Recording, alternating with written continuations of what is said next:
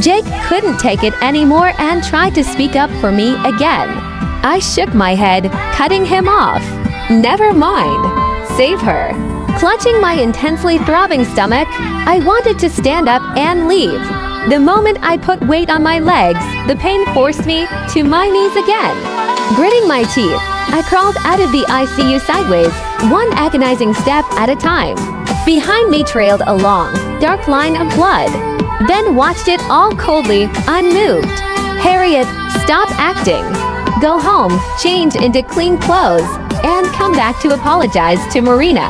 She's only hurt because of your nonsense.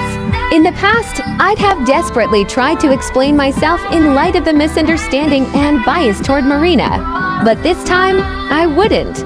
Collapsing at the ward door, I looked back and saw Ben's and Marina's hands intertwined. I took off my wedding ring and threw it into the trash. When the police arrived and subdued the attacker, they found me collapsed in a pool of blood just outside the consultation room. One officer shouted in panic, "Where's the doctor? A pregnant woman is bleeding out here. Why isn't anyone helping her?" At that moment, I was freezing cold and teetering on the edge of death. Hearing the commotion, Ben stepped out of the room and declared self-righteously, "Officer, don't bother with her. She's just faking it to gain sympathy. Otherwise, why would she collapse just in front of me?" The police officer's eyes widened in disbelief, as if looking at an idiot. "I'm a professional detective. She's bleeding greatly. Do you really think I can't tell the difference between real blood and fake blood?" His voice was loud. More people started gathering in the corridor. Ben hated being the center of gossip.